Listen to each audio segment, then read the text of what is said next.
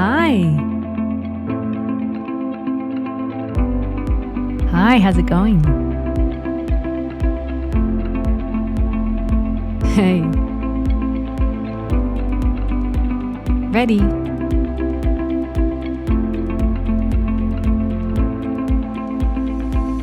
Ready? Okay, take a breath, compose myself. Break your finger, right?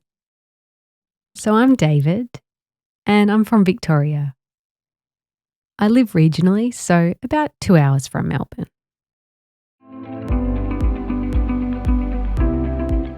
My name's Jo Monteleone. I grew up in Sydney, but I moved to Melbourne about 33 years ago. My name is Jazz Sheriffs, and this is how you sign my name. It's the same as the sign for What's Up in ASL. I live here in Melbourne on Wurundjeri country.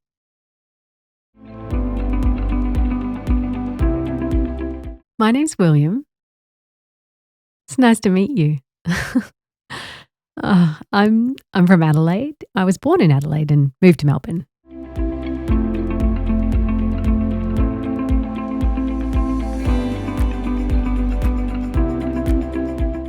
I started learning Auslan since birth. My parents are deaf, so as soon as I was born, they were signing at me as a little baby. I've used Auslan all my life. I always looked up to my older brother. I was only about 2 or 3, so I was just a little boy. I would follow him around and chat to him in Auslan, so he wasn't just a brother to me, but a mentor. I started learning Auslan when I was 19. It was slow and took some time to really find my identity. It took a few years to really focus on my identity and, learn Auslan and adjust to this new world. I think probably 6 months of age, as soon as I was born, my parents being deaf just innately taught me Auslan as my first language.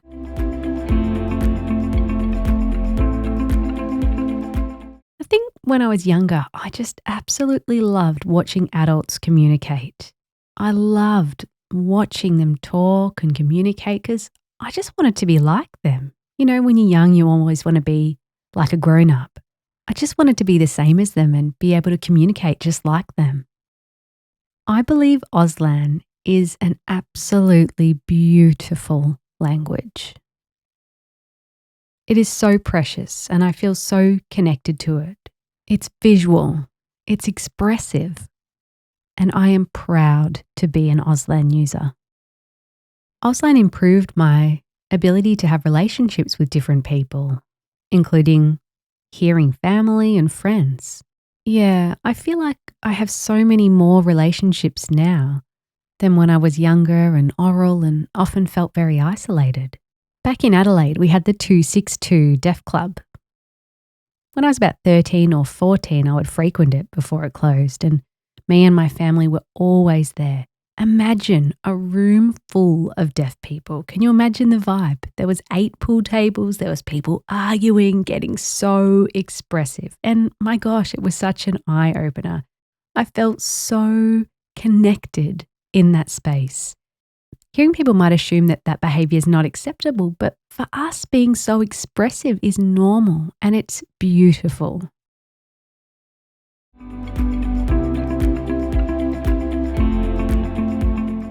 Auslan and English are completely different languages used by different people. What I think is so important is authentic representation. If we think about people with disabilities, they all have their own unique lived experience. For example, I don't have the lived experience of being in a wheelchair. I can't put myself in their shoes.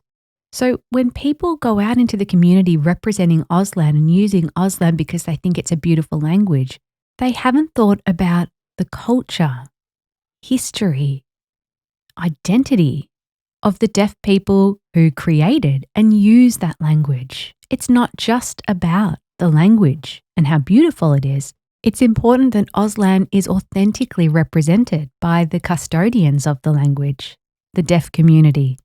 From my experience throughout life, I can tell you It is very frustrating when I'm at work or communicating with hearing people.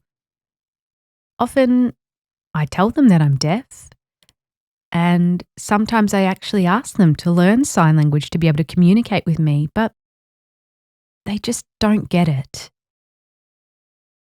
To be honest, I'm quite fed up with having to book comm guides or interpreters in order to communicate with other people. My dream would be that people in the hearing world learn sign language to communicate with the deaf community. I feel like there's days where hearing people are just so shocked about Auslan. They've got no idea, but for us, we just live it every day. I really, really, really wish that the hearing world would understand that Auslan is fun. Oh, it is so fun. It's not just something that we advocate for and that we try to teach. It's a really fun language. It's flexible. It's enjoyable. If you open your mind to the possibilities that Auslan can offer you, it would just make your life so much bigger than you think.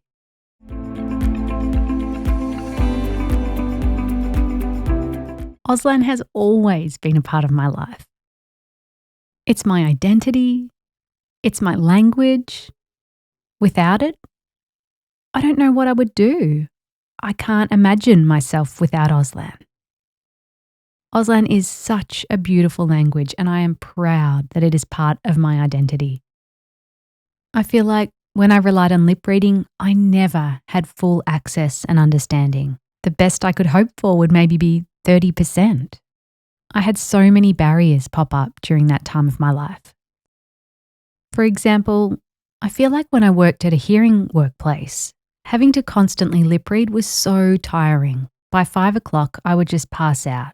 Then I'd wake up, have breakfast, walk the dog, cut, copy, rinse, repeat. It was so exhausting. I constantly had headaches. Auslan has revitalised me. I now have energy to do other things in life. I feel like I live Auslan. I live and breathe Auslan. So that's it. Without it, I'd be lost.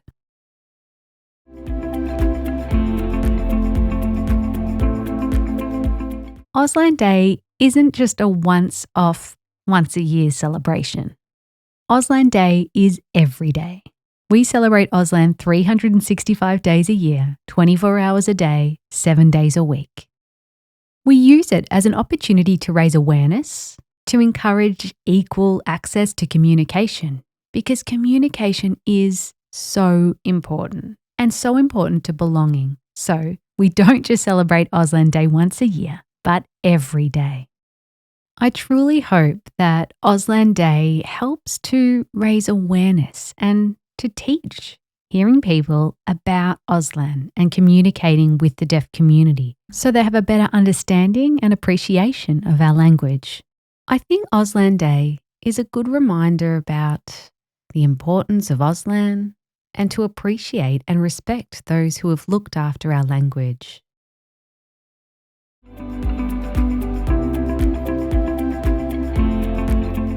So I never really realised that in Adelaide you commonly see this sign like this for silly. Here in Victoria I always use this sign for silly. So one time I went to see an interpreted or translated speech and they were talking about something being silly and used that sign and it really threw me. This is the sign for silly. When I first moved to Melbourne, I experienced culture shock. I wanted a coffee, but I realised here that means car. Oh, I've just thought of another one. I was talking to someone who said, I am so hungry, and used this sign. And I was really taken aback there. Hang on a second. Then I realised what they meant was they were so hungry. I was relieved because I thought they were saying sexy. All done? Thank you. Bye. Thanks. See ya. Thank you. Woohoo!